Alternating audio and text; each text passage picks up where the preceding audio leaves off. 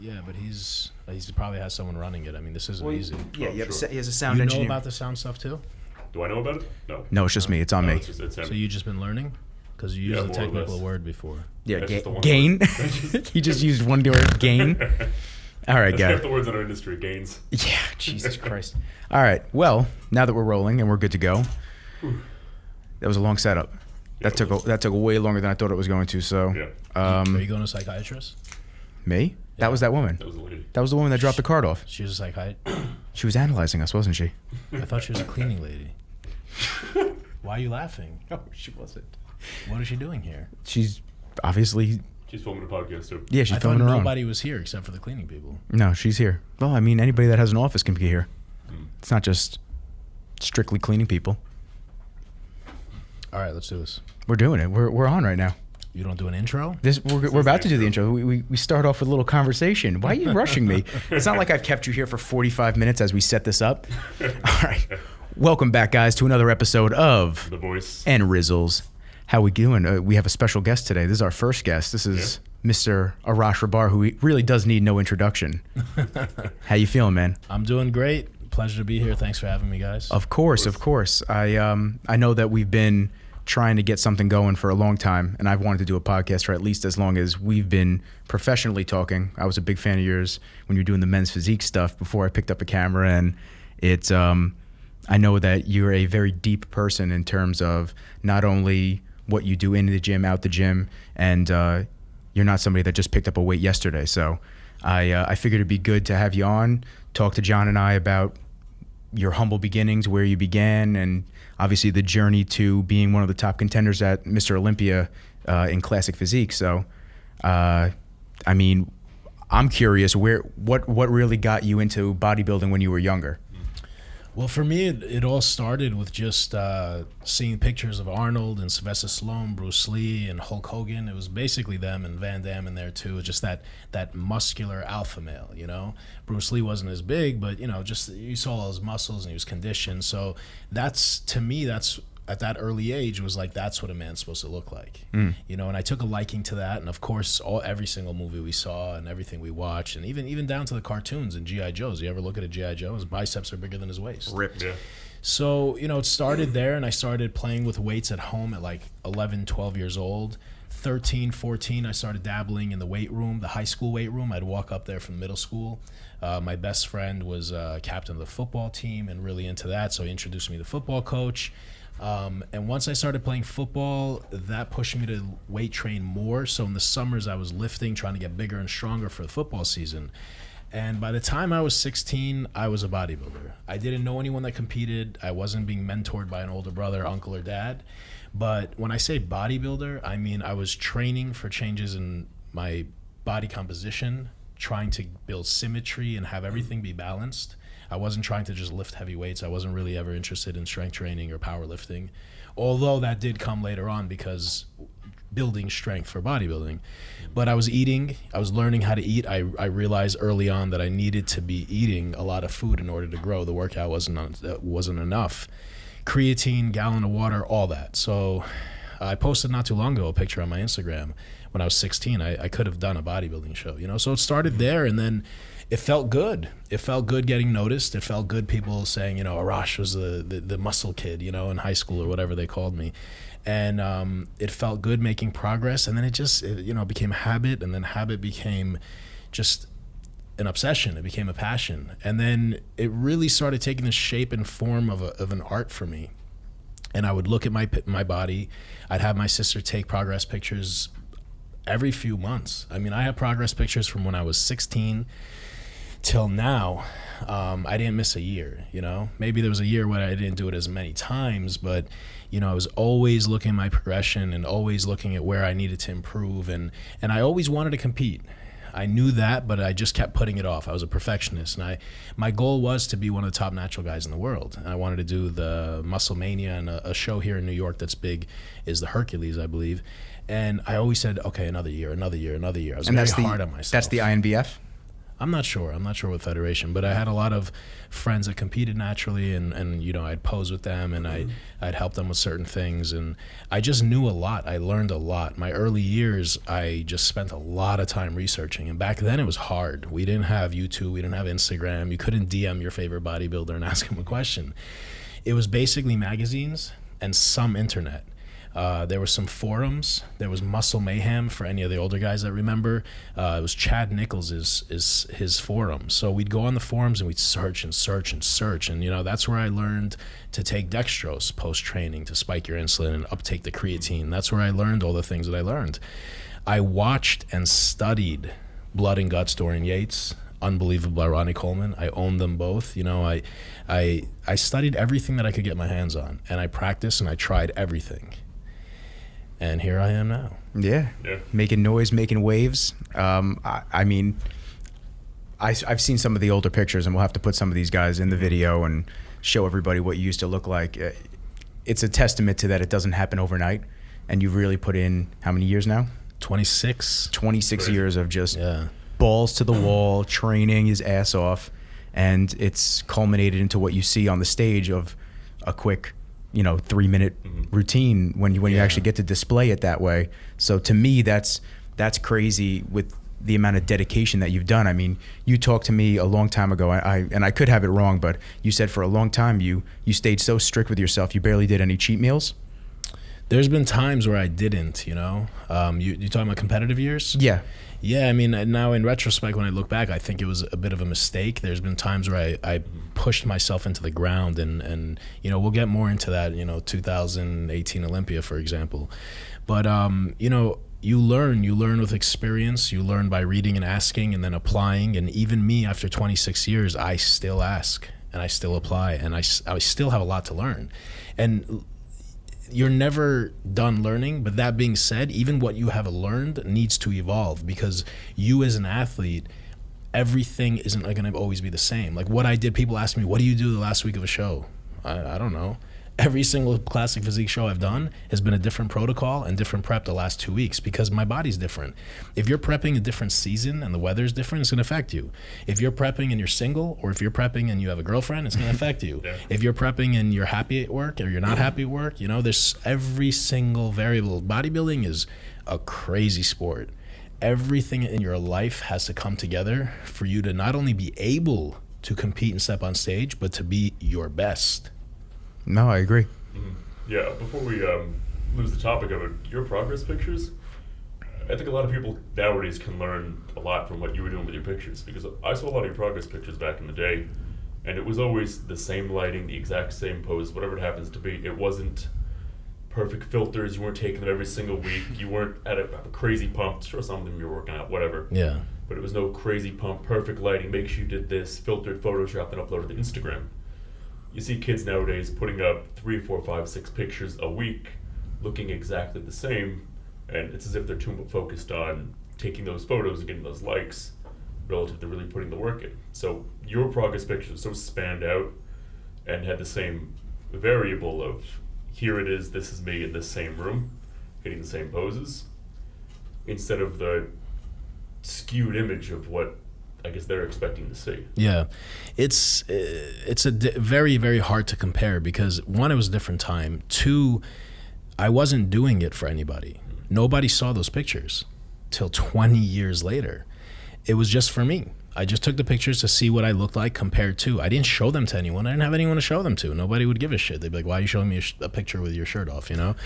So it was just me for my progress. My sister took the pictures. I never took pictures in the gym. No, we didn't have cameras, you know? I wouldn't take a camera to the gym. So you wouldn't take your shirt off and pose in the gym? No, I never did. I never did that until I turned pro and doing photo shoots and close to a show. And to be honest with you, until I was never happy, really happy, and still not with my body. I don't walk around thinking, oh, you know, I'm the shit. Sometimes I wish I did, you know, and maybe that's why I got as far as I did, because I'm so hard on myself, you know. And I think that's a trait a lot of successful people have, and it's a tough trait to live with, let me tell you. Sometimes I'll be in prep at the level that I am, and I'm like, I don't even get a chance sometimes to enjoy how I look. I'm constantly tired and at home. I'm not going to the beach and running around my shirt off or walk around somewhere and getting compliments. You know, it's just like, and then every time I take off my clothes, no matter how good you look, I'm critiquing the crap out of myself. Oh, I'm holding water. Oh, I'm looking a little flat. Oh, my legs need to get bigger. Oh, how come my delts aren't striated? You know, so it's funny. But to go back to what John was saying, it's a different time, and the kids on Instagram now bodybuilding, they're not all passionate about bodybuilding. So, you know, it's hard to tell. It's hard to dictate. Like the sport has become more mainstream, and when that happens, you have a lot less serious people. I mean, back in the day, I feel like if you weren't training hard in your garage or your basement or whatever for 10 years prior to taking a picture or getting in the gym, you know, like that's how everyone was back then. Now you got guys that, you know, go on Instagram or pick up a magazine and they decide to compete and train at the same time. They haven't trained for 5 or 10 years and then decide to step on the show. So they get into the gym and they want to make it happen overnight. And listen, that's awesome that our sport is mainstream, and I love that, and I welcome everybody. But you have to understand, it's just like any other sport. It takes time. It's like any other sport, but even more so because you can't rush progression in bodybuilding. One, the body won't look right, and two, you can hurt yourself. You know, like ligament and tendon strength, for instance, your tendons and ligaments grow and they get stronger just like muscles, but at a lot slower pace. So somebody gets into the gym and gets extremely strong in a 12-month, 18-month, 24-month period is likely to have some ligament and tendon damage. I think that's a great point. Oh God, party foul. Oh my God, goodness. that was empty. It's a good thing there wasn't alcohol involved in before this. No. It was. That's why it's empty. That's why it's empty. You know, I'll follow your lead with the topics, because every topic that you guys bring up, there's so much I can say about it, and it goes so deep. Just that one Instagram thing that you said about the pictures, and I can go on for that. I can go on with that for days. You know, Yeah. it's a difference. It's a big difference between having a passion for bodybuilding and just wanting some attention. They don't go hand in hand. I know we spoke about this very, very briefly last week, which was the really negative issues with Instagram and how fucked up it actually is and makes people think, and especially in the sport, where I like the point that you said, they're doing it for a short amount of time and then deciding to just jump on and go on stage and do a show, when realistically the guys that were serious about it fell in love with the sport because of the bodybuilding. Yes. And they fell in love with the science behind it, and they almost became, what's the word I'm looking for? They almost became students of the sport, constantly learning. It's the why. Yeah. It's the why. I always ask everybody why, and they look at me like I have two heads. We were speaking to a lady before, Yeah, I was about to bring that up. and she said, the gym. I said, okay, that's great. Why? Why are you going to the gym? A lot of people don't have an answer. You know, it's your why. You have to ask yourself, why am I doing what I'm doing? That being said, people, don't get it twisted. Bodybuilding and Instagram don't have anything to do with one another. Your popularity on Instagram has nothing to do with bodybuilding. Bodybuilding is a sport and gets judged the way it gets judged. Instagram's a marketing platform. You want to use it to build a name, build a brand, share with people, tell people about your journey, get more followers. You can make money from it. You can get sponsors from it. You can teach from it. You can learn from it. But it's not going to make you a better bodybuilder. You're not going to place better and do better because you have X amount of followers. There, you know, is it a way that we see bodybuilders and look at our favorite bodybuilders and see what they do day to day and get? Yeah, absolutely. But that's all it is. It's a social platform. That's really what it's meant to be. But I feel like people take that to the next level and they use it as a. If you're bodybuilding through Instagram, there's an issue there. You know, that's okay. I mean, do what you want to do, but don't call yourself a competitive bodybuilder. If you're filtering pictures and putting them up, you know, I mean, I don't understand why somebody would filter a picture. I mean, I guess I understand why, but I mean, I would never do that. You know, photoshopping a picture or filtering a picture, and then they what they do is they end up start believing that that's the way they look. Well, that's an issue, especially with my field, especially with photographers that make people look bigger or smooth every fucking blemish out on a girl. Yeah. And all of a sudden she comes out looking like a ghost. Going into my first pro show, Men's Physique, the guy I thought was gonna take the show based on his pictures placed one place, I think, behind me. I placed like 12th, you know, and the pictures weren't real. Yeah, it's very easy to make yourself look bigger than everything on the earth up until you're actually seeing these people in real life. But I mean, I know we asked a couple of the people. I want to get to you talking about the 17, 18 Olympia, just what you think you brought or what you think you needed to improve going into now the 19 Olympia. I know that last year I thought you looked phenomenal at the Arnold. That was one of my favorite looks for you.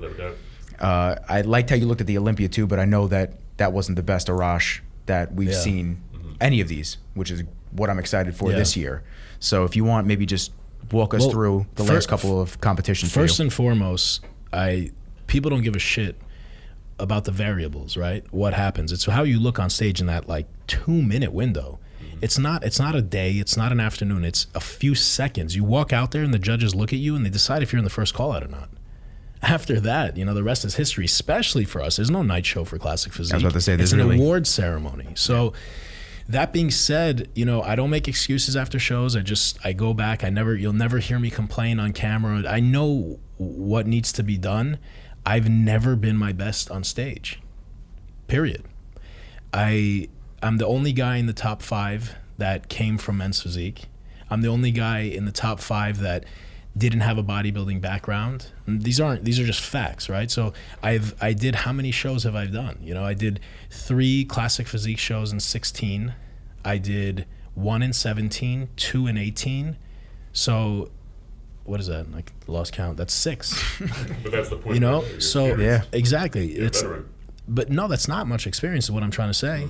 Our Mr. Olympia came from 212. The whole top 5 has a bodybuilding background. How many they did, I don't know. But peaking, getting ready for bodybuilding shows, you got to do a lot of them to figure out what works for you. And even that, the same thing doesn't always work for you. I did something different every single show.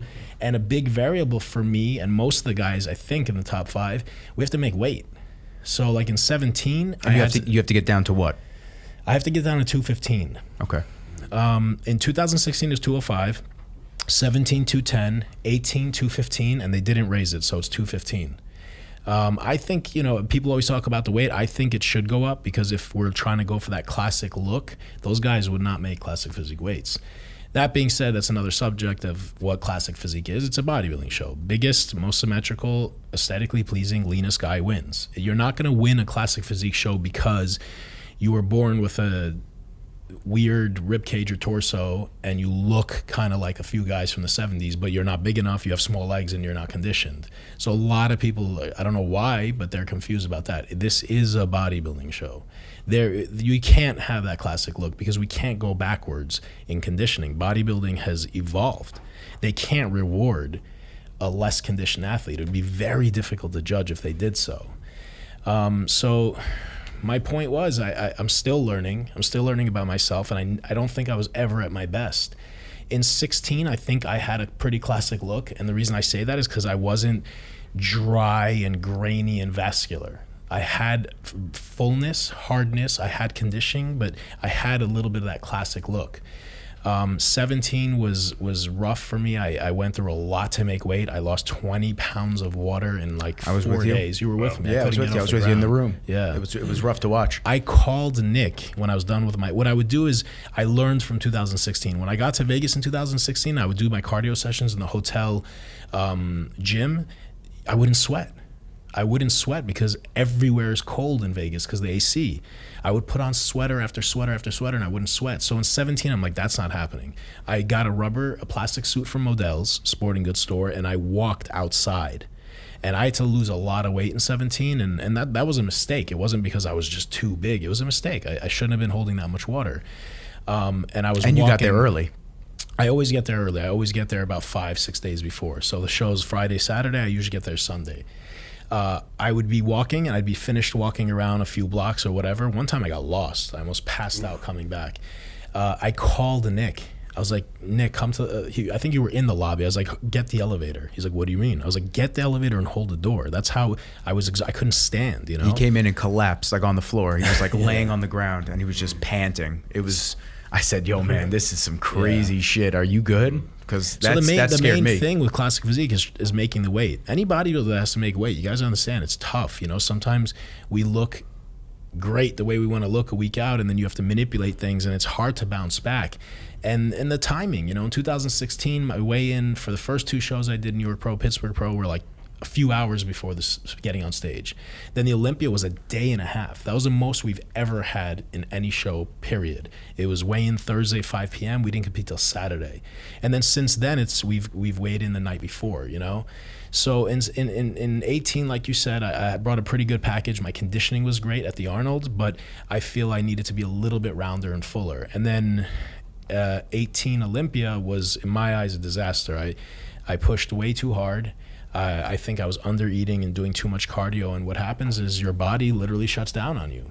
I had adrenal fatigue, and my metabolism slowed, and I just wasn't getting lean, and nothing was going my way. It was rough, and it showed, and my placing fell from 2 to 4 to 5th place. Yeah. But in 17, if you go look at the night show pictures, I looked considerably better. Way better. So what happened was, without going too much into detail, what happened was in 17, I lost so much weight for weigh-ins.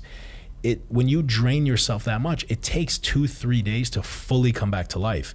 I only had so many hours until prejudging. After prejudging, I ate and I took a little nap. When I woke up, before I looked at myself, I knew I was better. I felt it.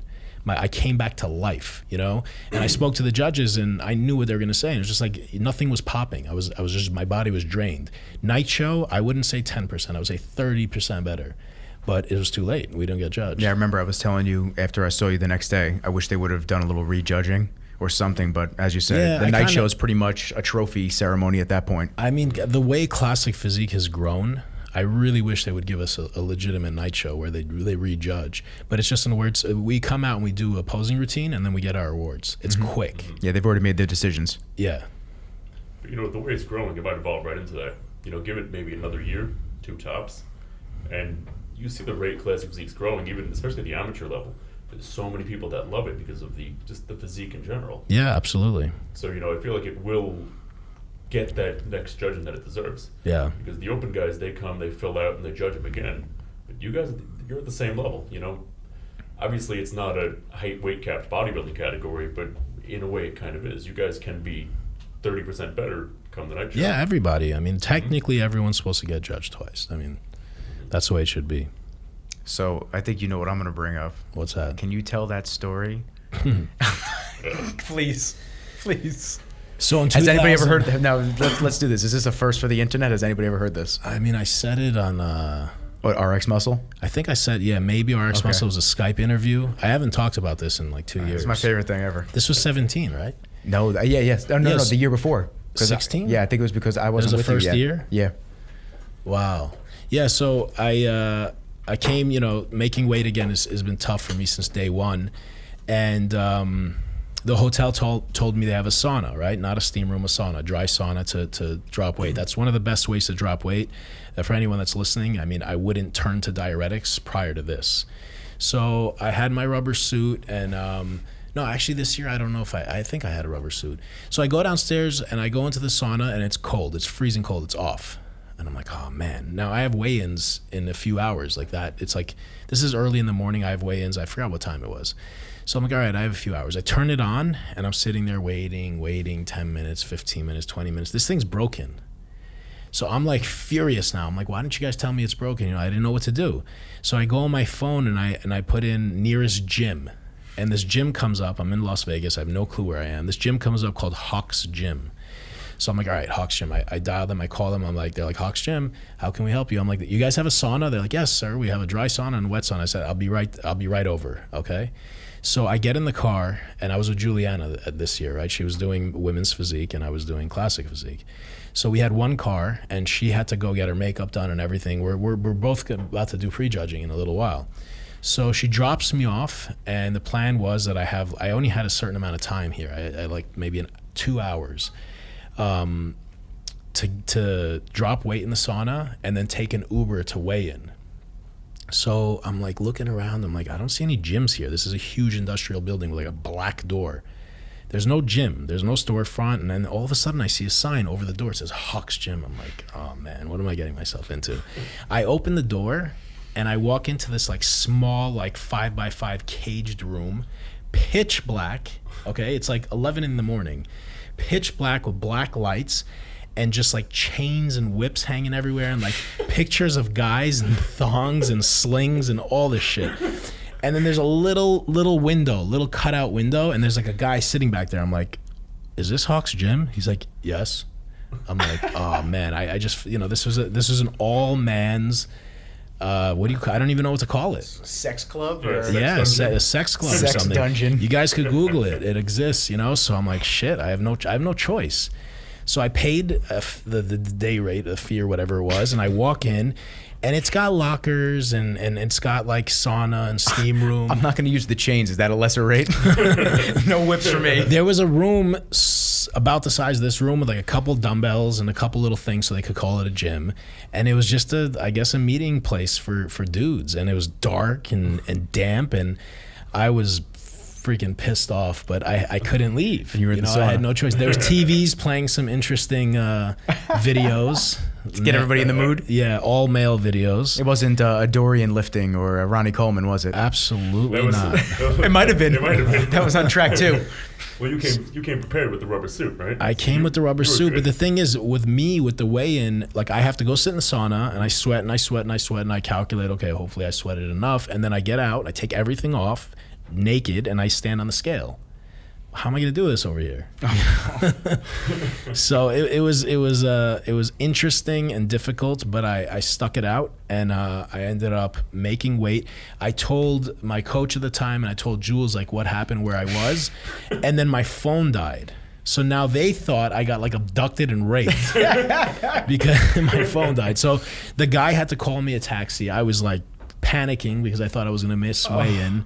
And I finally made it over there and I made weigh-in, but it was a hell of an experience.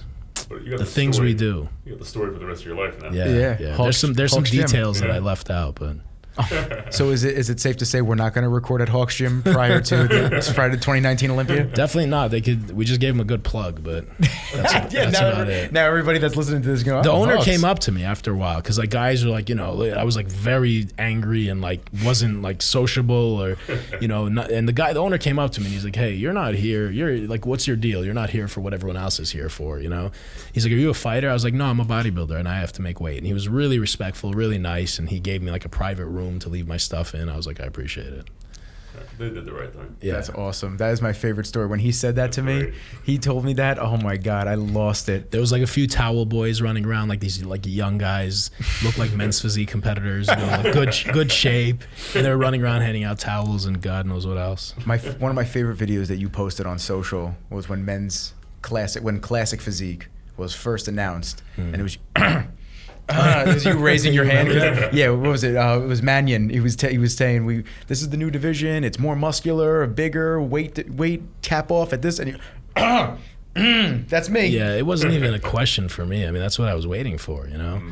I competed in men's physique because that's where I fit in. That's where my body fit in. It was either that or natural bodybuilding, and I just happened to be at Bev's, and all my friends were in the NPC, and I was like, you know what? I'll just do this. It seemed like there was more light in the NPC and. More exposure, but if there wasn't a classic, I really don't know what I would have done because You wouldn't have jumped up to bodybuilding? I don't know. All my life growing up, I wanted to look like Ronnie and Dorian. Seriously. I don't have the desire. As I got older, I didn't have the desire to be that big. And you have to understand, being that big, there are some possible health hazards, and it is difficult. And I think the older you get, the harder it is on your body. So I think if you're going to try to be a men's open bodybuilder, you shouldn't wait till your late 30s to get, to get to that size. Do I think I could get up to that size and be a bodybuilder now? Yes. Do I think I'd be a top Olympian? I really don't know. At this point, I don't think so, Yeah. I'm a bit older now. So the years where I was really gung-ho and following and bodybuilding like a maniac, I wasn't competing. So like by the time Dorian retired at his age that he retired and was done with bodybuilding, I just started competing. So it's, everyone has an interesting story and journey, and that's mine. I started late. I started bodybuilding early, but I didn't step on stage till I was 34. And that was in the NPC? NPC, it was 2014, men's physique. I was a full-blown bodybuilder, like I told you guys, but I just wasn't that big. And I did 3 shows quick, real close together, and I turned pro. And everyone's like, how'd you, you came out of nowhere, how'd you turn pro so fast? And it was like, I'd been doing this for 20 years. I'd been dieting for the summers or for vacation and practicing. So for me, it was just, and I looked pretty good. I was pretty big. The day after I won my first show, I won Atlantic States overall, the whole show. If you go back and look on NPC News Online, I wasn't big. I looked like a small men's physique competitor, but I ate that night. And the next day I was at Bev's training and I looked like a middleweight bodybuilder. And I remember there was two guys standing there with a camera like looking at me, and I'm like, what are these guys looking at? I was pumped up, I just won. I was curling like I think 60 or 70 pound dumbbells. That's it. And I have the picture, you've seen it. It's like a ripped Adidas yellow shirt and I'm all tan. Mm-hmm. And these guys finally come up to me. I'm like, hey, what's up? They're like, we're sitting here trying to decide, are you a lightweight or a bantamweight? I said, I'm a men's physique competitor. They're like, are you serious? Like, do you always train this heavy? I was like, yeah, all the time. And I have that picture. I'll show it to you. You can throw it up. But, I didn't look like a men's physique competitor, but I had so many years under my belt. I looked young, but I was 34. Yeah. The years go by quick. I mean, I know unless John had something else that he wanted to touch on with you. No, the biggest thing is, I guess you started so late. That just goes for everybody who, if you want to get into bodybuilding nowadays, forget about if you've been training in the past, just do what you want, you know what I mean? Yeah. A lot of people would say, oh, because you're X amount of years old, you should never step on stage. But if this is what you want to do, if you've been passionate about bodybuilding your entire life, just go for it. I mean, maybe they weren't training nearly as hard as you were your whole life, but you stepped on stage late and now you're one of the best guys in the world. Thank you. Some people say that's impossible, but no, absolutely not. I don't think it's possible to start bodybuilding and be one of the best in the world at 40 or 50 years old. Yeah, but if you started earlier, like look at Dexter. I know he's a genetic anomaly and all that stuff, but if Dexter took a 10-year layoff and then started back up, he wouldn't be what he is now. Mm-hmm. Dexter's been bodybuilding consistently for 20 years. Look, it's to each their own, right? Why are you competing? Just for fun? I wouldn't put myself through this sacrifice and the hard dieting and all this stuff just for fun. I do shit to be the best, right? So I give it my all. I wouldn't get on stage if I didn't think I was complete and looked good. So for you guys that are asking me, a lot of guys ask me, do you think I should just keep bulking, get bigger, or should I compete? If you're really looking to be your best, then give yourself time. A lot of guys that come to me and ask me that question don't have nearly enough muscle. I say, your size right now is okay, but when you get down to sub 6%, you're not going to be happy with your size. You're going to be a lot smaller. Me personally, I wouldn't do that. I want to be really good when I get on stage, and that's why I waited as long as I did. And there's I feel like there's such a small margin of error, especially when you not only go from the NPC to the IFBB, but you screw up one piece of a prep or one piece of how you should do, peak week or going into the show, and that'll ruin that one show for you. And maybe if you only wanted to do that one show and you think that you're not ready to hit the others, I mean, once you do the Olympia, you're ready, every year you get to requalify for the top 5? Top 5, yeah. Top 5. So, as long as you keep those placings, that's the main show you focus on. But especially for the guys that have to keep requalifying, Yeah. and bouncing show to show. I mean, it's rough. Especially the guys that are already qualified for the Olympia that we've seen do a couple of the shows recently. I feel like that's so stressful to just keep putting your body through when the big show is the one that you want to. Everybody's aim different, at. Everyone's different. I feel like if you're not too far from your condition, if you're a guy that stays lean all year round, if you're a guy that doesn't struggle to make weight, these are all factors. They're all variables. Even your ethnicity. Nobody talks about this, but some ethnicities are leaner. They walk around leaner year round. Some people are from different climates. Their ancestors are different climates. They hold more body fat. So, warm climate people tend to be a lot leaner, naturally just walking around, non-bodybuilders. And some cold climate people like Russians and Polish and Eastern Europeans are bigger, huskier, and have a higher body fat.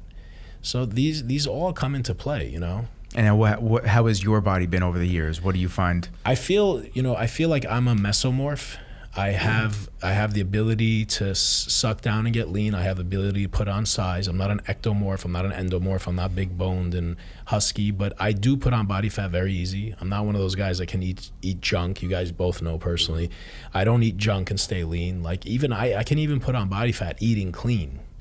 In the off season, if I'm not doing cardio and I'm eating a surplus of calories, it's I don't like it. It's tough, to be honest with you, but I guess that's one of the reasons I was able to get as big as I did, over the years.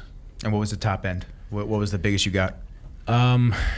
255 maybe. I mean, prior to competing, I bulked up. I met King Kamali, became friends with him, and I was like, you know what, I want to get bigger, and I was, and I didn't want to take anything. I just, just wanted to get as big as I could, and I started eating and eating and eating, and I went from like pretty boy with abs, 190 to 210, 220, 230, and like 230, 235, my body was like, dude, what are you doing? I couldn't get any bigger, so I started making myself a weight gainer.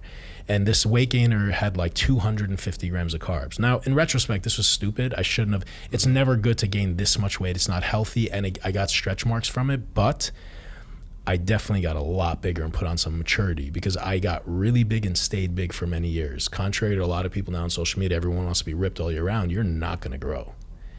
That's another thing for you young guys. If you're seeing everyone on social media ripped to shreds and living these amazing, fabulous lifestyles, eating pizza laid over a Ferrari's hood, it's not reality. And if you're going to try to do that, you're never going to progress. I had a hoodie on and was training in a gym with no cameras and no glitz and no glam and nobody cheering me on and liking any photos or any of that crap for 15 to 18 years. So take that into consideration. But what was I saying? You were talking about how big you got. Yeah. So yeah, over the course, you were digging that weight gainer. So over the course of how many months did it take I you was to continue? passing out after drinking it, 250 grams of carbs. I was becoming lethargic. So this was over a couple months, maybe 5-6 months. I went up to like 250 and change. Sloppy, fat, bloated. I mean, I looked like an athlete. I didn't look like a roly-poly, but there was a lot of fat on me. I didn't have any definition. And then in the more recent years, I touched 250, 255 just like accidentally, So this past, I think I was around 250, but I don't even desire to be that heavy. Right now, 15 weeks out of the Olympia, already dieting for a month, eating clean and doing like 30, 40 minutes of cardio a day, I'm at 242. And I'm fair. I mean, I'm not holding a lot of body fat. Yeah. Right. You saw me with my shirt off the other day. I did. Looks stupendous. Hawks, right? Yeah, it was at Hawks. Never again. Yeah, man. I had if you want to say something, yeah please. Because you just mentioned your prep. I got a question from somebody that was, when you get the real bad cravings, obviously it's not going to kick in right now. Give it 10 more weeks and see what happens. Yeah. But those real bad cravings, how do you deal with those? Well, first of all, for me, experience, it gets a little bit easier as time goes on, but I can tell you a few tricks and a few things to do, but it all comes down to just mind over matter, how important it is to you. That being said, staying busy, staying active is big. When I sit home and I have the luxury of not doing anything, like people complain about having a 9 to 5 and competing, I think that's nonsense. I think you're lucky. If you have a job, you might think it's tough and you get tired. First of all, you burn more calories. I don't give a shit what you're doing. Even if you work in an office, you're moving and you're picking things up and putting them down and getting up and walking around. You burn more calories, keeps your mind off of eating. Sometimes when I'm in prep and I get busy or I'm at a building, I'm in real estate and I'm doing something, all of a sudden 3.5 to 4 hours will go by and I'm like, holy shit, I missed my mealtime. Was I hungry in that window? Absolutely. And there was a point where I was dying of hunger. And then when you surpass it, it kind of goes away, right? So in 2019, hunger can be ignored. What is hunger? Hunger is an alarm telling an early human to get up and go find food, or you're going to die, because it took sometimes a day, 2 days, 3 days to find food for the early humans, hunt that thing down, kill it, and tear it apart. So in 2019, you guys can ignore hunger. So keep yourself busy, keep yourself occupied, stay away from food, and lots of water, sometimes, cucumbers and stuff like that. But I'm not a big fan of eating things, even in their low calorie or no calorie, because then it's a habit, right? So then you constantly want it. Right. One thing that I do, I make this like Italian ice. I knew he was gonna say that. Yeah, that thing is incredible, man. I use dimetized branch chains, and obviously if I'm doing a few of them, I'll only do like half or a quarter of a scoop. I use that for my flavor. And then I do naturally flavored seltzer, and no chemicals, no sweeteners, and I sweeten it with stevia or the branch chains, and I'll throw a cucumber in there and like a half or a quarter of a lemon for flavor and also texture. And the one I have is the Vitamix. It's a liter, so now I have a liter of ice and liquid that goes into my stomach. It's absolutely delicious, and it's very, very filling. I had like 2-3 of those a day when I was getting ready for the Arnold. That was probably my best conditioning in classic physique for the Arnold. I got really, really lean for that show. Sometimes I'd wake up in the middle of the night from hunger pains and I'd have one of those. So it's good to find something. It's good to find something. You guys playing footsie? Yeah. Yeah. That you can go to that's not going to be calorically high, but the best thing is discipline, and just keeping your mind off of it. But for me, the biggest thing, like, I was considering actually starting to train, because people ask me for personal training. I never personal train anyone, and I'm considering it now for the Olympia prep, just to keep myself busy, because I do work. I have a lot of clients. I do a lot of work from home, and I'm in real estate. So sometimes I'm out and doing things, but I have the luxury of not having to go to a 9 to 5. So it wasn't good. Sometimes you're just sitting around at home doing nothing. You're not burning any calories, so your calorie intake might be low, but if all you're doing is your 45 minutes or hour cardio and your 1.5 hours to 2 hours of lifting, the rest of the day, you guys don't realize, but all that walking and moving and even just talking and laughing and it accumulates and it burns calories. You know, your brain working. Absolutely. Yeah, that burns a lot of calories. And I would also, stick to solid foods for a lot of these guys. I see a lot of people having like too many shakes for their meals, and that does not fill your stomach up. I think shakes are incredible if you're getting a good source of protein. I think they taste amazing. And in the off season, you want to have 2 shakes a day. It's easier. They taste great. It's a treat, no problem. But it's not going to be satiating when you're starving in prep. You're going to be hungry in 3 minutes. And also, you're going to burn more calories digesting food. You know what's funny? You bring up the shakes, and I'm a big believer of bringing everything back to evolution when we were early humans, like you were talking about before. And our bodies really know how to break down solid, whole food. Raw food. Yeah, raw food especially. But I feel like whenever we have the shakes, we're not going to process that nearly as well. Of course, they have, really good sources of protein, etc. But just our body intaking these whole foods relative to these chemicals that make up the food. You know what I mean? I feel like somebody, whether you're off season or on season, you'll get way more out of real food. I think if you're making good choices with real food, because a lot of people, we should talk about veganism too. We could talk. My girlfriend's a vegetarian. Yeah, we should talk about that. So, the source of the animal protein is important. Right. That being said, if you have a good quality whey isolate, a hydrolyzed whey isolate, it actually has the highest bioavailability, that and eggs. Okay. So you're going to absorb it well. But yeah, there is something very important and goes back to early humans about solid food. Mm-hmm. And also, you guys have to understand, you burn about 100, 150 calories just digesting food, but you don't have to digest liquids, Yeah. But I don't know if you want to talk on this podcast about veganism. You can. I don't. Yeah, I mean, sure. We don't really have a criteria. This is the first of hopefully many you coming on talking about stuff with us. I think the reason we're not going to have any vegan bodybuilders listening. Most likely there's very few. There are some out there. I don't know of any in the IFBB doing well as a vegan, and I'm not going to be the first to try that in my career in such a crucial time. But this is the deal. We're in a big transition as a human race, right? You have vegans that I respect veganism, and I think they're definitely onto something. What was that? Something. So I think it's great and they're onto something, but there's 2 types of vegans. There's vegans that are saying veganism is great and it's healthy and you guys should stop eating the meats that you're eating nowadays. And then there's vegans that are saying humans aren't meant to eat meat. We can't digest it. We don't have canines. I don't agree with that. If it wasn't for animal protein, we wouldn't be here. Right? So you guys go to Whole Foods and you get every single fruit from all parts of the world all year round, 365 days with vegetables. That's not how it went down. Fruits and vegetables were seasonal. Early humans didn't have access to fruits and vegetables all year round. They survived on animals, on animal fat and animal protein. That being said, the animal protein we're eating nowadays, unfortunately, is not the same.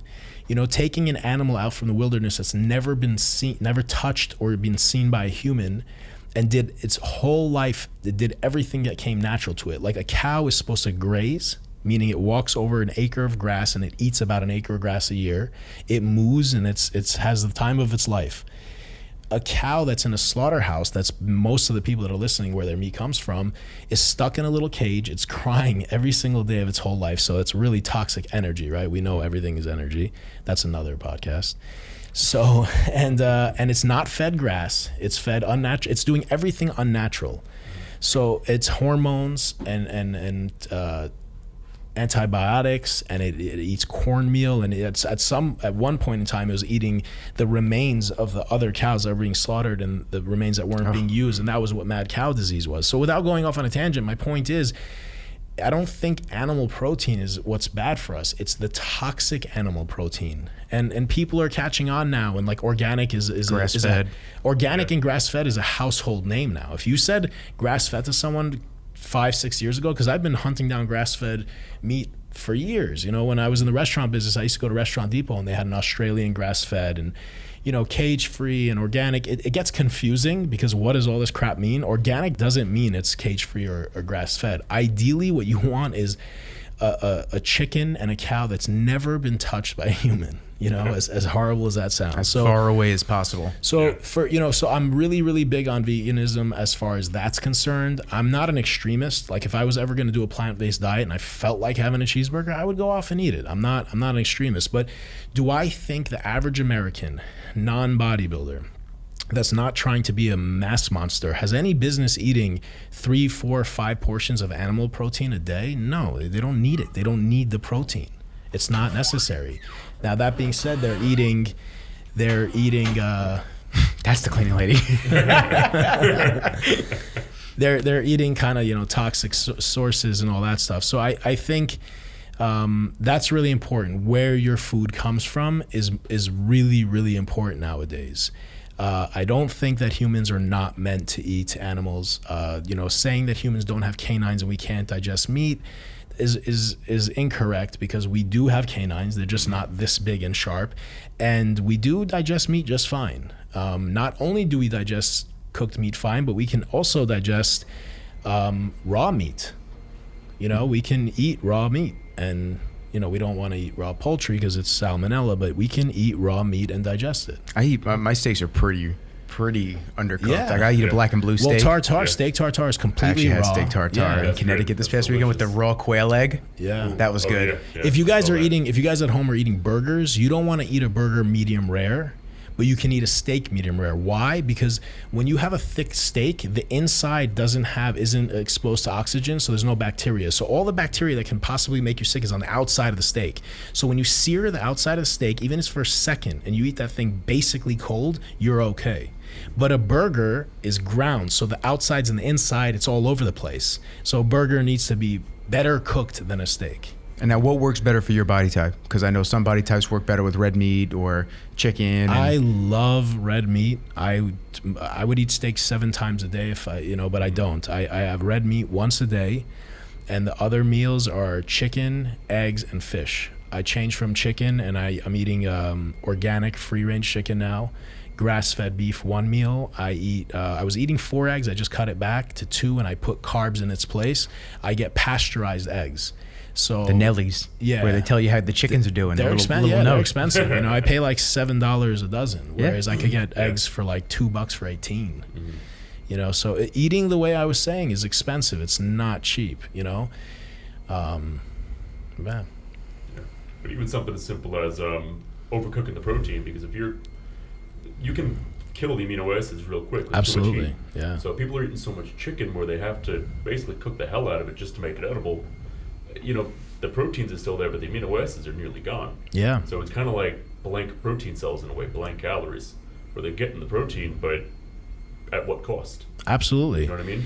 I mean, anytime fluid comes out of a food, there's a lot of nutrients in that fluid, you know. And a lot of people, another thing is you guys that are dieting that are eating like chicken and fish, or like, you know, chicken and rice, fish and rice, and like nothing else. There's no macronutrients there. You guys aren't fresh juicing. You're not having your greens. You need to get micronutrients. You know, so that's a huge area that a lot of competitors drop the ball. They're not getting micronutrients. They're pushing their bodies to the limit, and it's not healthy. It's draining. And how many men's physique and bikini competitors have you seen? And the reason I pick those two is because I feel like those are the two divisions that have the most amount of people that don't have the most amount of experience, right? You can't go into bodybuilding with like 2 months under your belt. I mean, you can, but you'll make a fool of yourself. So how many times have you seen men's physique and bikini competitors just look like malnourished? You know, it's like they're like skinny fat. Like I see so many that are like, you're thin, but you're not like, your body fat's not low. You're still holding on to some like soft fat. And then they'll take that and be like, oh, that's my genetics. It's not. It's because they lost weight and they'll continue to lose weight because they're in such a caloric deficit. But their body actually thinks, again, their body's still a caveman or a cavewoman, doesn't know it's 2019. Their body thinks they're dying. So if your body is starving and it thinks it's dying, what it's going to do is it's going to turn your metabolism down so you live longer. The body is smarter than the bodybuilder. So that's what happens. Homeostasis, it tries to regain all the neutral of everything. Exactly. And that, can you guys hear that vacuum? Oh, you could definitely hear that's that vacuum. That's way too loud. Sorry, guys. That's an aggressive vacuum. It is. So I'll talk over the vacuum. So that is why, listen up, turn up the volume. That is why we have cheat meals. A cheat meal is not because you've been working so hard and you deserve it. It's not to give you a break. If anything, cheat meals are tough. When you're really in a caloric deficit, you're really low in body fat, cheat meals will make you tired. High carb days will make you exhausted the day after you're tired, and they'll make you want more after you eat it. Sometimes you get crazy cravings the next day. So what they're really for is a cheat meal. I mean, I don't even like calling them a cheat meal, a surplus of calories. Some people do it in the form of a cheat meal, like a burger and fries or junk. Refeed. Yeah, or some of us, we do it just high carbs, you know? So there's two different styles, but the point is to give your body a surplus of calories and say, hey, we're not dying, relax. And if you did it properly, if you timed it properly, your metabolism will jumpstart to the point where your heart rate will increase after eating that burger and fries or whatever you ate. Your body temperature will go up and you'll be sweating throughout the night. And again, if done properly, a lot of people drop weight the next day. Some people don't, they retain water, but in 2-3 days when it balances off, usually 2, you're gonna be harder, tighter, leaner, and your weight will be lower. And you look at these people who are doing the bikini and the men's physique that are not getting into those micronutrients. Fat doesn't have a lot of nutrients to it at all. So the first thing their body's going to go to is this rich, nutrient-dense muscle just to feed itself, to keep itself alive. Yeah. So these people are going catabolic, but beyond belief, because they're not aware of the food they're putting into their bodies. Absolutely. And, you know, in my earlier years, and I'm sure a lot of you that are listening, you have whatever ounce of protein people have in their diets, they never change it. Oh, I need the protein. Yes, you do need protein. It's a building block of muscles. Okay, but it's still calories, right? So when you're getting really close to a show, what would you rather cut out? An ounce of protein per meal or the carbs? A lot of times it's better to keep the energy source in and cut a little bit of the protein out, because at the end of the day, calories are calories to a certain extent. You know, I'm not a big if it fits your macros. That's another podcast. I'm not a big if it fits your macros, but if you need to drop calories and you can keep your carbs higher, look, guys, we want to do the least amount of cardio and the least amount of activity possible and continue to lose weight and body fat. And we want to eat the most amount of food possible. If you can get ripped off pizza and burgers, God bless you, go ahead. There's no reason to diet. So you want to start with a good amount of food and cut slowly. If you're losing weight and you're progressing, don't cut your food. If you push too hard too fast, you're going to get to that point where your body's in a stall. My first prep, I was ripped into the fucking ground by my first coach, who will go unnamed. And he had me doing an hour of fasted cardio in the morning, 45 minutes at night, 6 weeks out from the show. And it was insanity. Yeah. And although I was eating a good amount, it just wasn't worth it. I would have rather have had the food cut, because having oatmeal in the morning, and it just seemed, in retrospect, it seems like it was just way too much food. Should have cut my cardio, and I should have cut the food a little bit, because by the time I competed after a 23-week prep, I was 150 pounds on stage. Yeah. So I was like, you withered away. Yeah, I was this fucking big. And another thing is, a lot of you competitive bodybuilders, you train like a athlete. train with a little bit more intensity. Don't just go through the motions. You don't have to walk on a treadmill slow all the time. Do some sprints, do some explosive movements, jog or run outside. You know what I mean? Walking on a treadmill and holding on to the plastic piece at the top. Team no hands. That's not cardio. You know? You started that movement. Listen, if I walk around this parking lot for like 5 minutes, like at a decent pace, it's tiresome.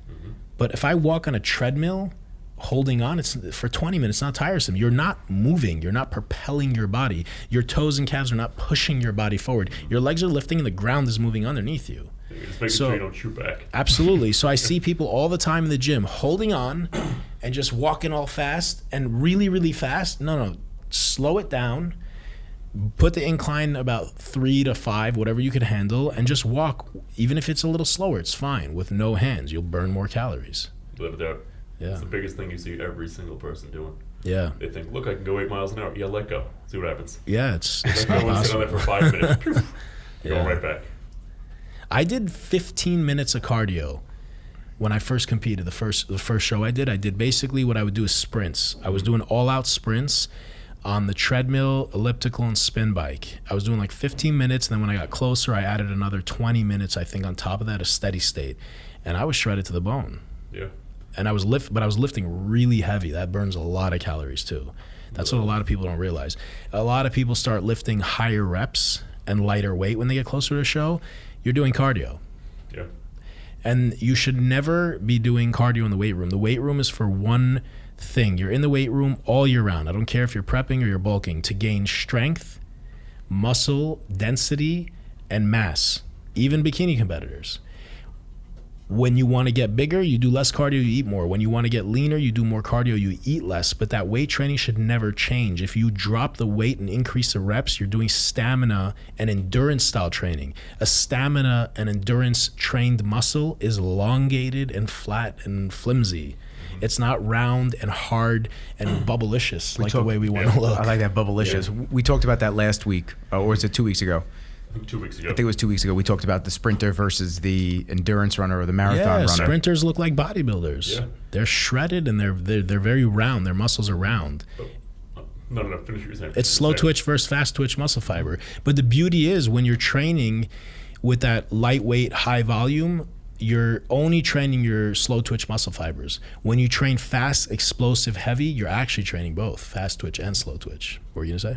I was going to say, when you have the people switching from that heavyweight to the lightweight, because they're in such a caloric deficit, their body's going to go, holy shit, hold on. Whatever was putting this pressure against us our entire lives, where we needed to get the muscles, say, this big and this strong, that's not against us anymore. Let's dial it back, lose some muscle, because that muscle's making us burn more calories. And to stay survive. alive.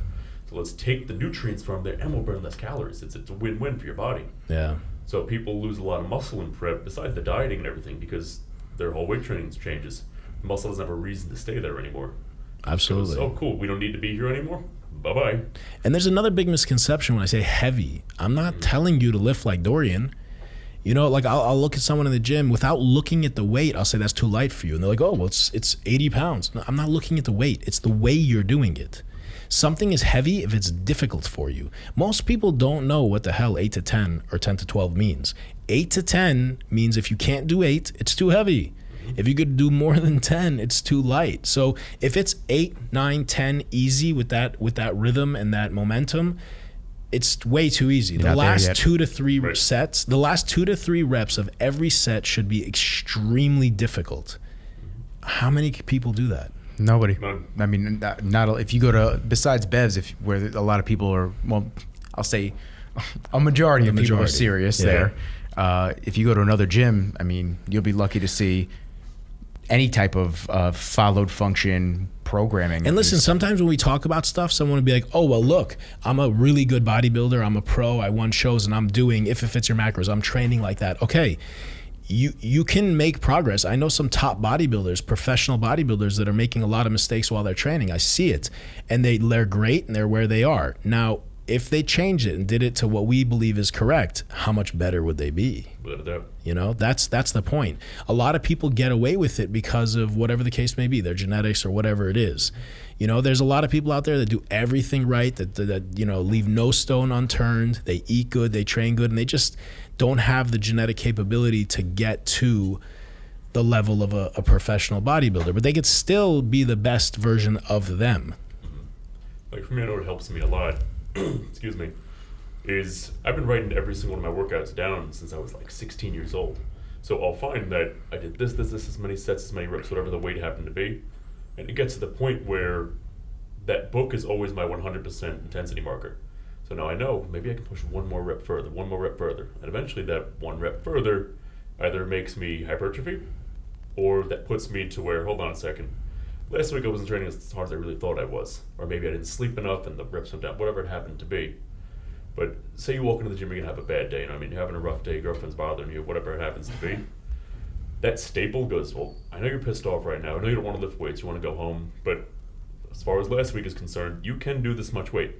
Your muscles didn't change. So shut up, lift the weight, and at the very least, maintain exactly what you did last week. Don't just half-ass it because you're having a bad day. Yeah. Your body doesn't know how your mind doesn't know how your body feels. That's a phenomenal point. I mean, Dorian He even puts that. documented- I don't mean to interrupt you. He even puts that it's warm or cold in the gym. Yeah. He goes like that far. That's why I like a little notebook instead of like you were showing me an app. The Because app, I like yeah. writing little asterisks in there, like Yeah. how many meals I had and what time I got in Yeah. there. And I'm sure you can put that all in the app, but there's something about just throwing it in there real quick and get back to what I'm doing. Or hot in the gym, cold in the gym, feeling a little shitty today. My allergies are bothering me. Yeah. Any things that could throw off a lift. Very analog. Yeah, but no matter what, I don't care if it's hot in there, cold in there, whatever it happens to be. Last week it wasn't, and my body's capable of that. Absolutely. I think least. that's a really, really good point. And most people aren't going to have that max intensity. So if they say, you know what, that's what I did, I'll push myself to at least do the same thing. Whereas if they didn't have that book and they weren't feeling as good or the girlfriend was bugging them, they would do, a little bit lighter and not really realize that I'm going backwards. You should always, bodybuilding's a progressive sport. You should always be progressively increasing one of three things: the weight that you're pushing, the reps that you're doing, and that's not always possible. So the third one, intensity. So if you're doing 100 pounds for 10, next week it should be for 11, the week after for 12, and then maybe you can't go any more than 12. You just do it a little bit slower with more control, and then you go up in weight the week or two after. So something has to be progressively increasing all the time. Muscle grows with new stimulus. Yeah. And a lot of people don't produce new stimulus. Yeah. They do the same thing over and over again for the years and years and years. And if something's not progressing, you got to look at what you're doing the other 23 hours of the day. Am I eating enough? Am I sleeping enough? What are these third-party factors that are affecting what's happening in my body? Yeah. Am I training too much? A lot of hardcore top pros, you'll hear them say there's no such thing as overtraining. Yes, there is. We touched yes, on there that is. too. And overtraining is very, very reliant on what you just said, how much you're eating and sleeping. It is possible to overtrain. Yeah, we were talking about it, and I went weeks, maybe even a month, I think I said, without a rest day. And I did too in my early years. We've all tried it. It was so bad. It's human nature to think more is better. More is better. No pain, no gain. Rocky, but no, that's not the case. Yeah, it was really bad. And I remember just after the rest period, I think I took 3-4 days off. I saw such a difference in my physique, not only positively, but I felt so much better when I got back and I was finally able to hit the weights again, that I knew that going forward, if I gave myself a day, 2 days max during the week, Absolutely, that my body would respond so much better. And the more rest I give myself, the more I grow. Look, I'm not a believer of, everyone's different and what works for you works for me. Like, listen, you might be a little bit better with a little higher fats. He might be a little bit better with a little higher carbs. But we're all humans. We all grow the same way. We all diet the same way. There's nobody out there that gets leaner in a calorie surplus, is there, or loses weight. So we're all pretty much the same. And, training styles, people always argue with me, oh, this doesn't work for me. Listen, high intensity training with lots of rest works. What Dorian did works for growth. It doesn't feel like it when you're doing it. I did 4 to 6 reps, 2-3 exercises. I felt like I was robbing myself. I did this my earlier years. I thought this wasn't enough. I can train back for 6 hours. It's not good for you though. And the thing is, people that do 10, 12, 13 exercises, listen, I don't disbelieve you can do it. I'm sure you can do 16 exercises, but you're only max intensity for a few sets. So what I do is I warm up, then I warm up some more, and then I acclimate. I'll do 80% of my working weight for a rep. Then I go as heavy as I can, and those are my working sets. And that's kind of what Dorian did. Real high intensity, lots of rest. You're gonna grow. You're going to grow from that. And you need rest days to recover. I mean, look, the extreme example of overtraining would be Navy SEALs. Navy SEALs, they're humans. They're capable of doing what they do. Their minds push their bodies to do it. They completely physically deteriorate. They lose muscle. Their body eats itself. They get all these problems. They collapse. I mean, they sometimes do irreversible damage. They're doing that for mental toughness. They're not benefiting anything physically. It's mental toughness. You guys can do 6 hours of cardio and train 5-6 hours on one body part. It is possible, but it is not beneficial, nor is it efficient. You know, something I'd like to bring it back to is, you know, if your car is broken, it's not going to turn on, that's it.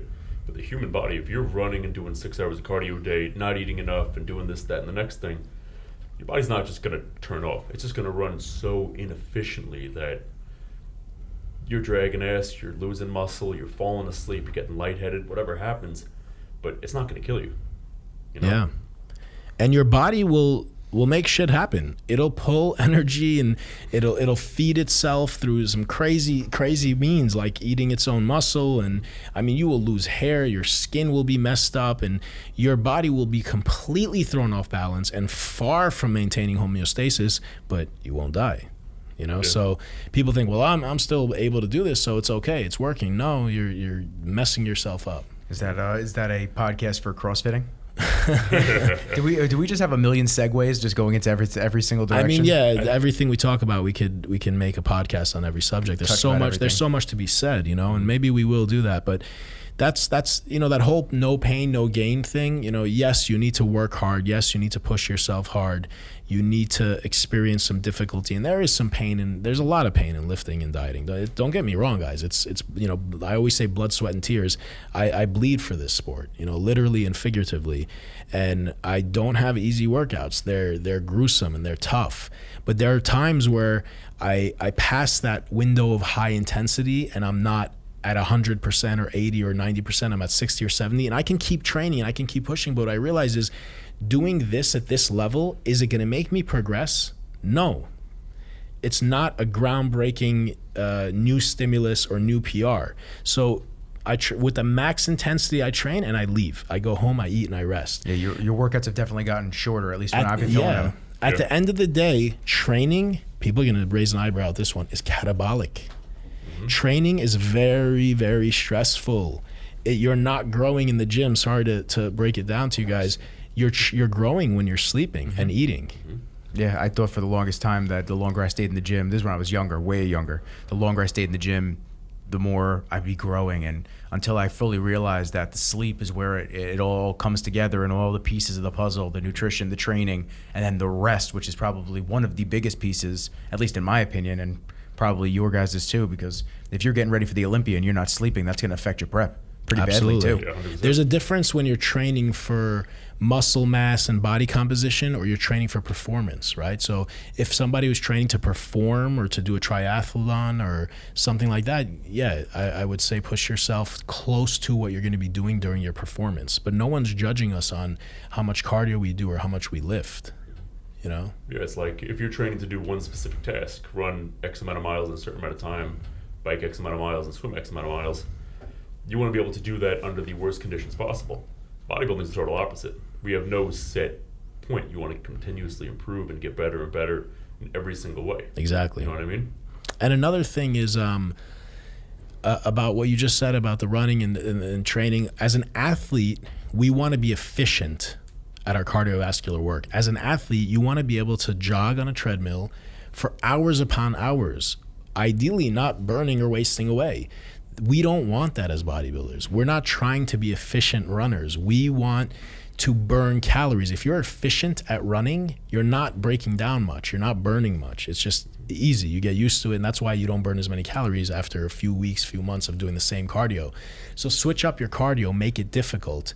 If you're doing the same thing all the time, after a while you think you're in better shape, but you just become efficient, and your body is not working as hard to do the same 30 minutes of stairs or treadmill or whatever. If it's not working hard, you're not burning as many calories. For a football player or a basketball player, that's beautiful, because that means he can perform longer at a higher capacity on field.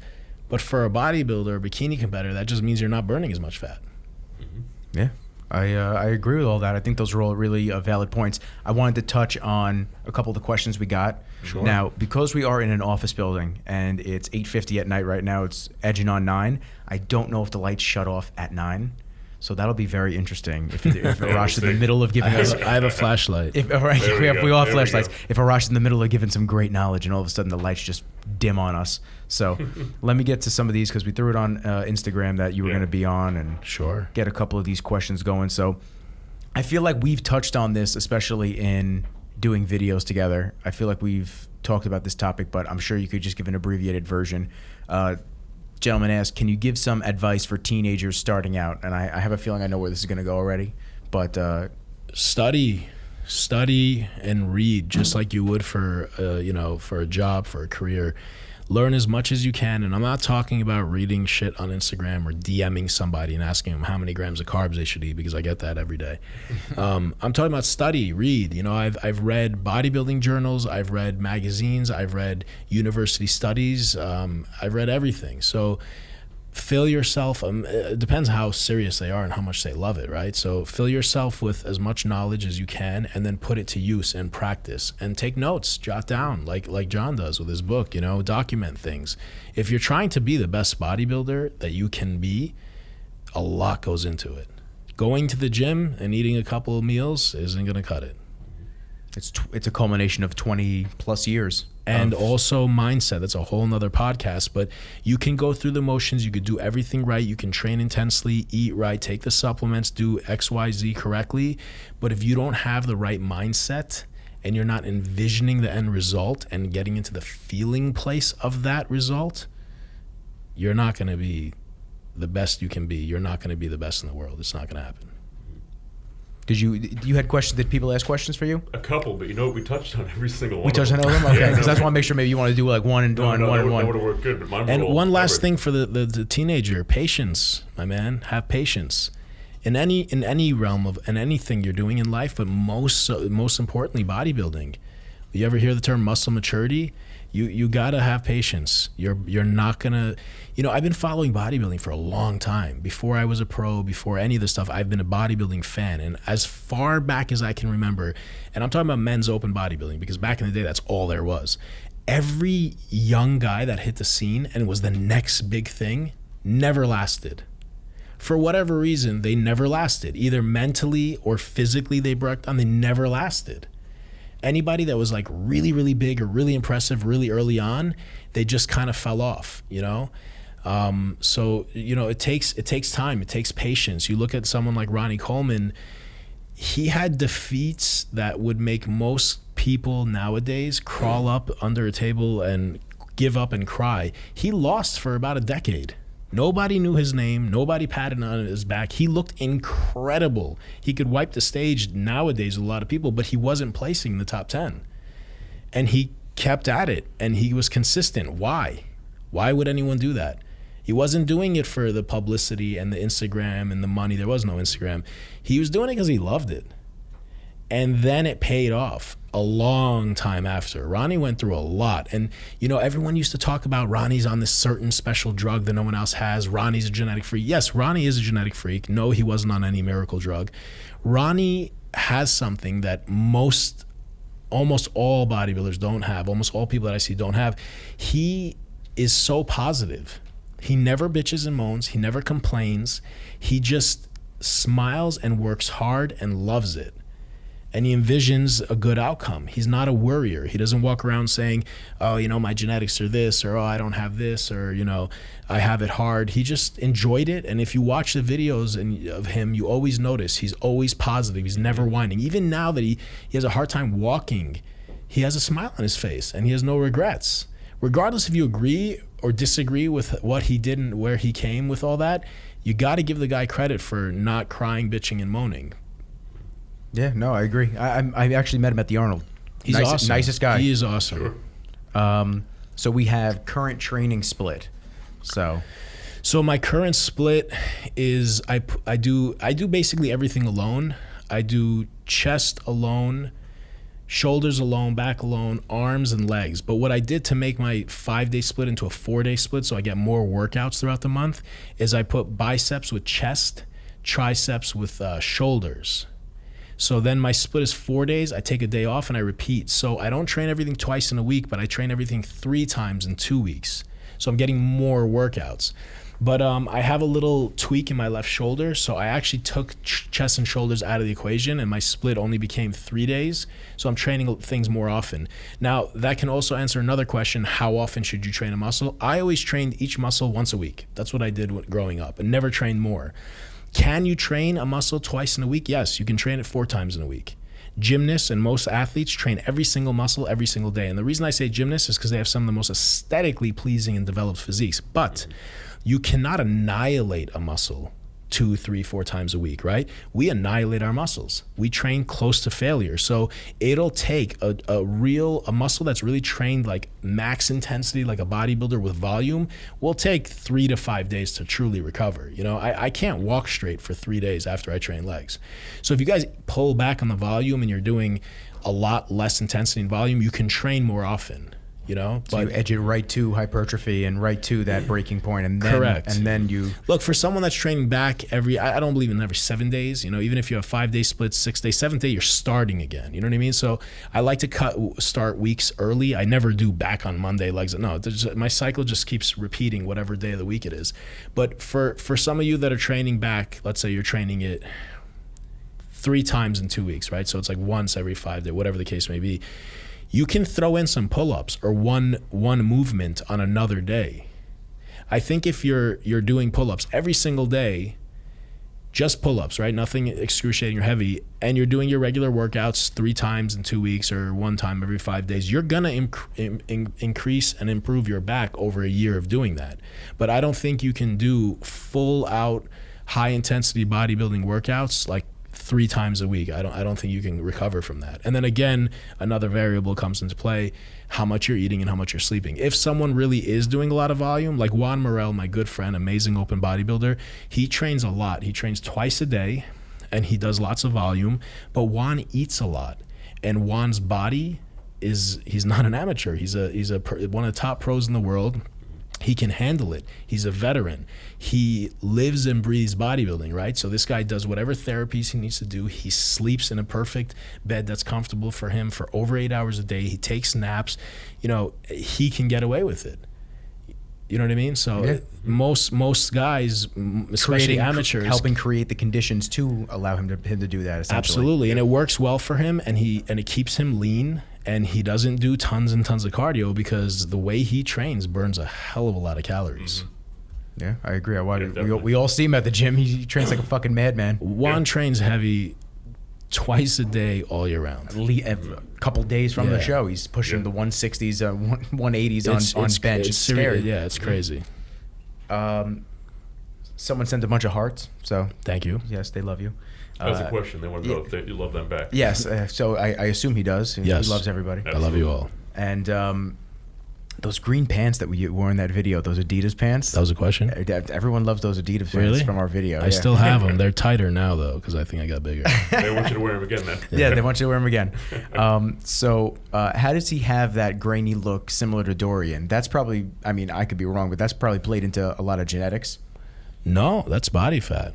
I mean, I'm not always grainy. You know, what do they specify? I think the leanest I've seen you was at the Arnold that year, so probably then. Yeah, and those Arnold pictures, if you look, I was pretty grainy. Even the pictures I posted at the hotel room the day after. Graininess has to do with mature, dense muscle, first of all, that's developed, and then body fat. Look, everyone's grainy. Your grandma's grainy. Muscle fiber is grainy. If you take away the fat and the water that's covering it, and you get the skin as thin as possible, subcutaneous water, it's gonna be grainy. If you look at a piece of steak or a piece of meat, it's grainy, right? Mm-hmm. Your muscle is grainy. So the closer you get your skin to it, the grainier you'll be. Like people say, how do you get vascularity? You get lean. Push the veins up against it. But you get lean. Yeah. You know, some guys genetically have, you know, a lot more vascularity, but for most of us, I didn't have a vein in my arm for like 16 years. You know, I had to get really, really big and then get fairly lean to have that vascularity pop out.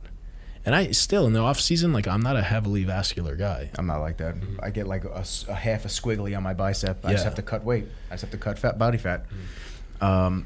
Somebody said they're getting loose skin around belly area. Any advice? Or they lost weight and they have loose skin around the belly area. Any advice for that? It depends on how much it is. But There's a million products out there. I don't think any of them will work. If they do, 10, 15%. You give it some time. The skin is elastic. It'll come back to a certain degree. After that, I'm sorry, there's not much you can do. Besides surgery. Surgery. Yeah. I always described it to my clients as like an elastic band.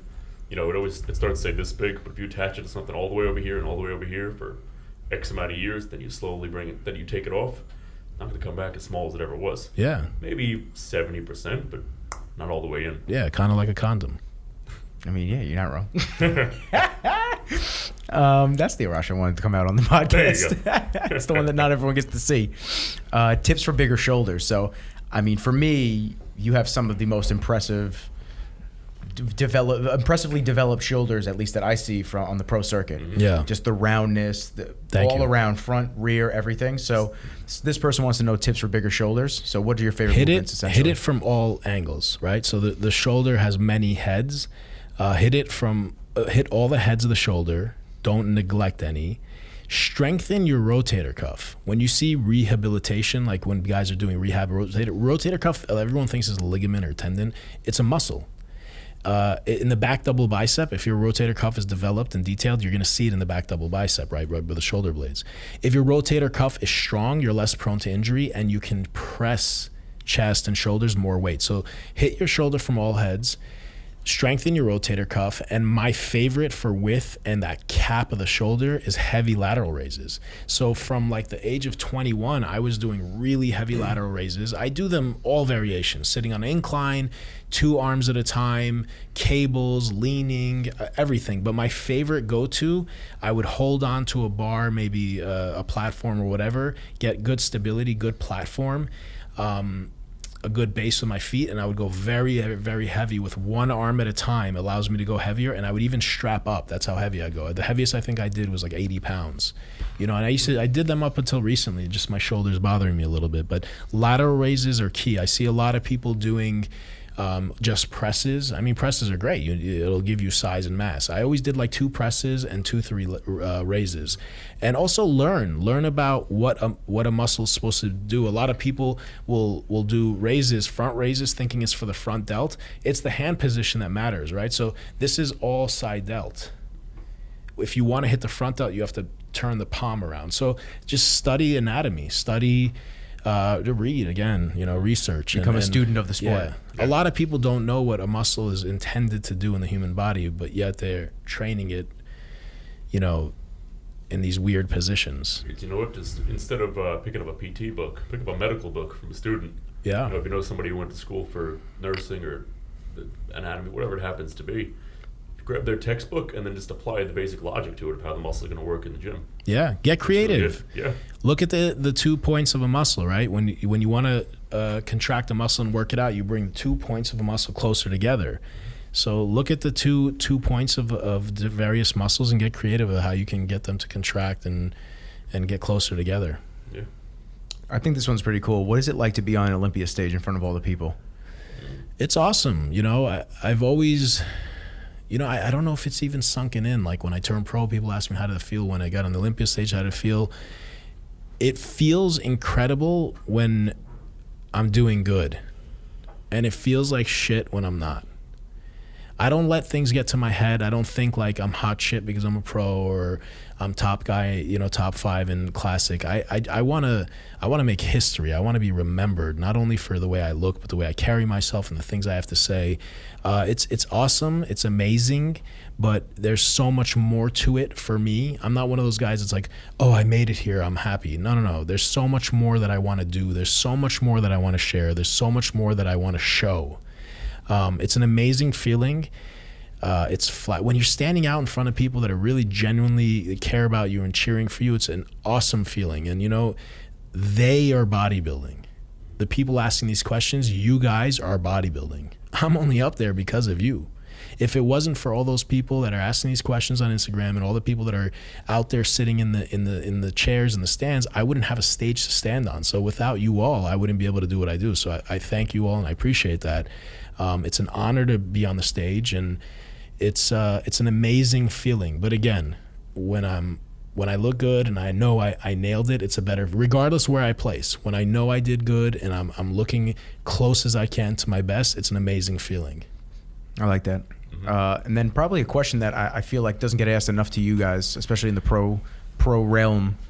Where to go? What straps do you use? Arash Rahbar straps. Come on. Come on, we already know that. I got to get those up on the site. I get a lot of people asking. They're good. They're good. I've never used VersaGrips until I use yours. I don't know why I can't find it now. Essentially, it was. Why do you own Crocs?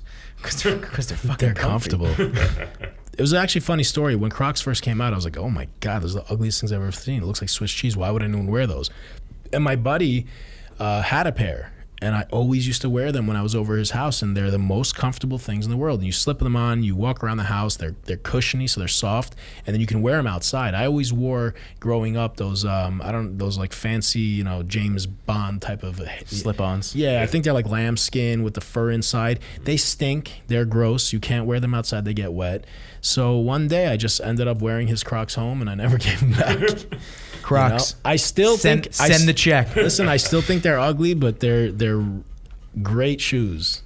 Yeah, I see every time I'm there. Can you even call them shoes? But that's the most honest thing you can say about them. Mandals. Yeah.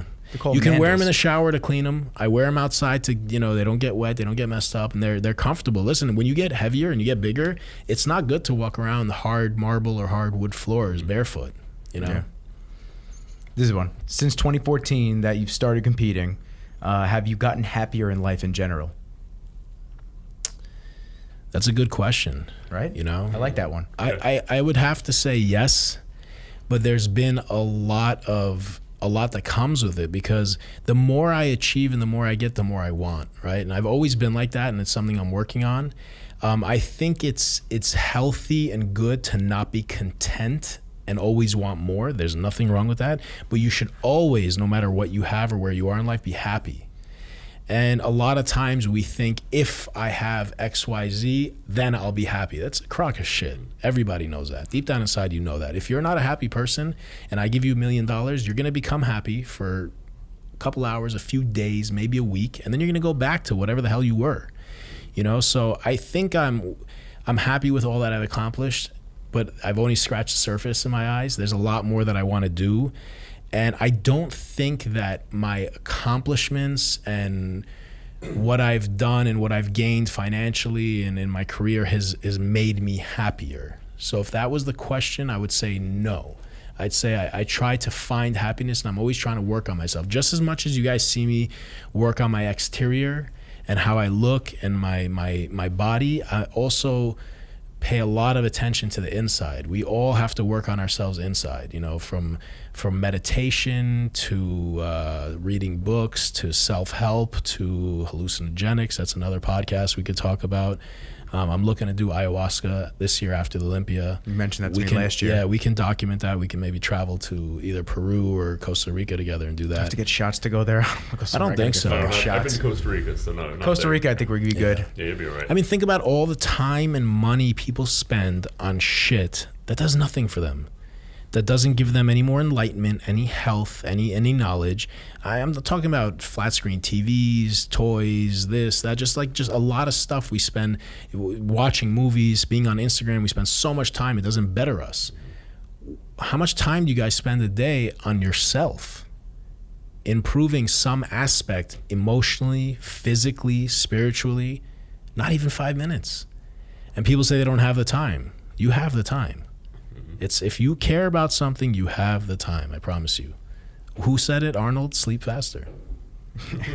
There you go. You really want to do that ayahuasca thing, huh? Absolutely. That shit freaks me out. I've seen Why? I've seen videos of shamans. Why does it freak you out? It freaks me out. No, there's nothing to be freaked out I don't about. like. I got to be in control at all points in my body. Okay, so that's I don't know enough about it, so enlighten me real quick. That's clearly an issue that you have, wanting to be in control. It's something you should look into, my friend. So ayahuasca is a natural plant It goes way, way back to ancient times. Mainly, I think, from Peru, Costa Rica, Brazil, and it's hallucinogenic, just like mushrooms, right? Psilocybin. Psilocybin now is being used for depression. There's a lot of good uses to it. Now, and LSD as well. Some of the most successful, wealthiest people out there, most intellectual people that are truly like doing groundbreaking things, experiment with these things. Now, I'm not talking about LSD and mushrooms getting shit-faced and seeing purple elephants run by eating Twix. I'm talking about, they microdose with them. Now, I don't have too much experience with it. It's mainly from people I know and things that I've seen. People have make some rapid changes. You have to understand, our brains, like these computers are built off of our brains, right? Our brains are this crazy storehouse Supercomputers. of memories, right? Yeah. There's so many memories that you have, that I have, that you have, from day one of our lives, positive and negative, that influenced us and affect us till today, but we're not conscious to them, right? They're buried deep down in our heads, and a lot of them are pushed away and buried on purpose because we don't want to remember them. And these are just tools. Like ayahuasca is a tool to bring things to the surface. It's almost one close friend of mine that did ayahuasca. One of the ways he described it was like 20 years of therapy in one evening. There's a center in Costa Rica called the Rhythmia Center, and there's an awesome video on YouTube. It's an hour long. It's if you put in Rhythmia Center and pick the video that's about an hour, it's incredible. And it talks about ayahuasca, but more so the founder of the Rhythmia Center did hallucinogenic like ayahuasca, and it changed his life. He was worth $94 million. He sold his company, and he was addicted to drugs, and he had depression, and he was suicidal, and this changed his life, and a lot of people are closed-minded to that stuff and say, oh, it's crazy and this and that. But look, man, I'm not closed-minded. I respect you wanting to try something to open up and experience something on maybe another level playing field or plane. Another plane of enlightenment, but just, I know for me, I'll do the camera work and I'll document it like that. But for me to do it, it would freak me out. Why? Just because I know the few times that I've smoked weed, I just paranoia.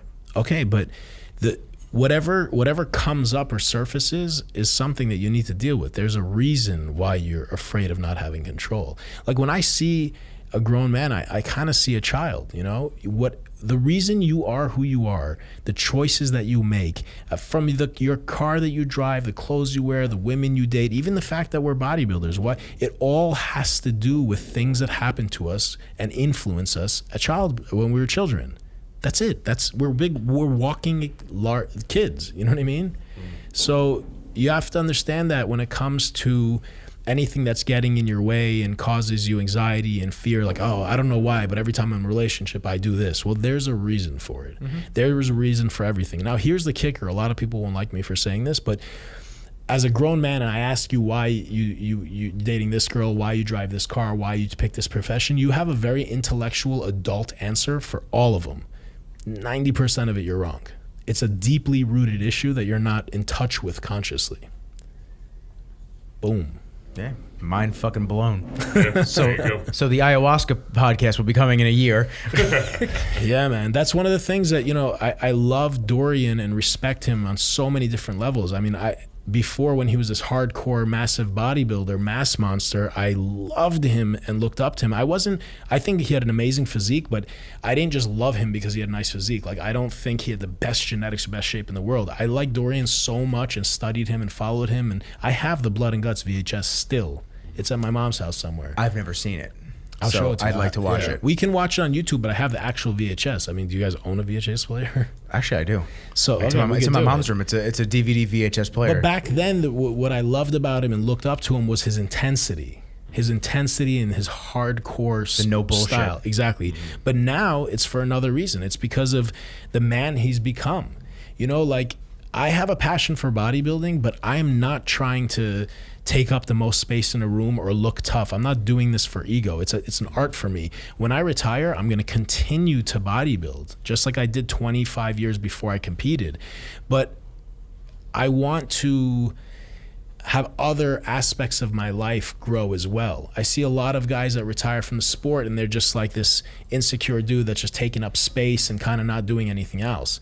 Dorian did ayahuasca. He does meditation. He does yoga, and he's just closer to becoming more and more enlightened, healthy, happy, and I respect that a lot. You know, I think he's an awesome guy with a great mind frame, and I think he's come a long, long way, you know. And he's got a lot more to learn and teach everybody too. You know, Absolutely. Who else knows what's going to come out of his mouth teaching people? Yeah. You know what I mean? He has an ayahuasca, I don't know what to call it, a retreat or something. He has a Dorian Yates ayahuasca thing, but it's like right around the Olympia, so I wouldn't be able to do it. Oh, you go with him to do it? Yeah. Oh, God. Because ayahuasca is technically not legal in the U.S. Yeah, you have to go. I know you have to go elsewhere to have that done. Brazil, Costa Rica, Peru. Which, listen, like you're saying, this could be a totally different, long side done podcast about the medical industry and how they push all these drugs that are 10 times worse than an ayahuasca trip, where they don't actually necessarily help you but get you hooked onto them. So I definitely understand. Listen, what I you're hate saying. to be a conspiracy theorist, but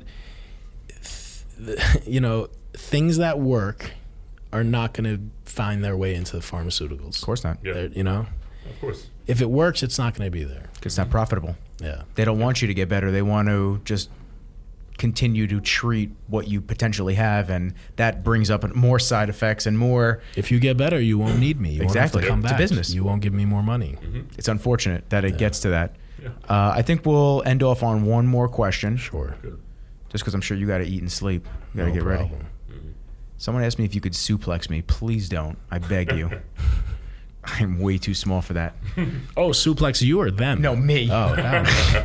They said, "Can you suplex me?" Asking for a friend, and it's actually one of my friends. So, how much cardio do you do? What would you say? It's a lot of questions. Yeah, well, this is, I mean, and the whole list isn't loading because the internet's dog shit in here. But how much cardio do you do on and off season? So I'm sure you keep some type of cardio in. It's really relative. Right now, I've been doing 40 minutes fasted cardio, not too intense, and I've been doing that for a few weeks now. In my off season, probably about 20 to 30 minutes, give or take. But it depends. If I feel like I'm getting a little bit sloppy or putting on much weight, I'll do a little bit more. But I think 20, 30 minutes all year round is good, not only for body composition, but also for just mainly for your heart and health, circulation and health. And it also depends on your training style. If you're doing athletic movements, if you're doing like a lot of multi-jointed movements, I think it's a little bit better, but a lot of people aren't. They're going to the gym and just going machine to machine to machine. There's not much movement, there's not much mobility, there's not much expenditure. So I think those people need to do a little bit more of active stuff, you know? Definitely.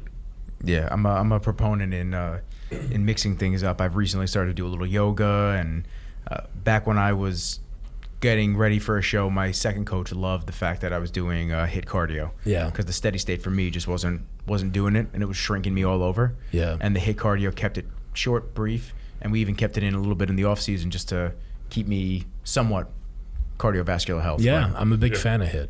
yeah. Well, I think that's I think I'm the first Arash Rahbar guest. A little hiccup in the beginning with how long it took to fucking set up, but Yeah. I think it was a hit on touching a lot of different subjects. You're obviously an encyclopedia of knowledge, especially in the sport, and just a lot of other things, which I want to make sure that everyone knows. He's not just a bodybuilder. He has a lot of deep roots in not only spirituality, but in businesses and entrepreneurship, and he brings a lot to the table, more than just being a really top of the line, top notch bodybuilder. So Yeah, more than just the body. yeah, exactly. Yeah, it's the Body as and well. mind. That's Yeah. it. Thank you guys. It was a pleasure. I'm flattered to be your first guest on the show. It's awesome what you guys are doing, and I look forward to doing this again with you guys. Thank you for having me. Yeah. Thank you. You plug yourself plenty this time. Yeah. That's another podcast. Yeah, that's another podcast. That's another podcast. I'm Yeah. sure you're going to be back. And every Yeah. single brand that he mentioned will be waiting for the checks. Just letting you know. Oh, yeah, absolutely. Twix, you caught the Twix one? Twix. Yes. Crocs. Crocs. I yes. want a Crocs sponsor. If you guys are listening, Croc sponsorship. hook a brother We'll be the up. first. Yeah. Rahbar 20% off. Well, this has been another episode of The Voice. And Rizzles. Thank you again, Arash, for coming in. We'll see you guys next time. Thank you guys.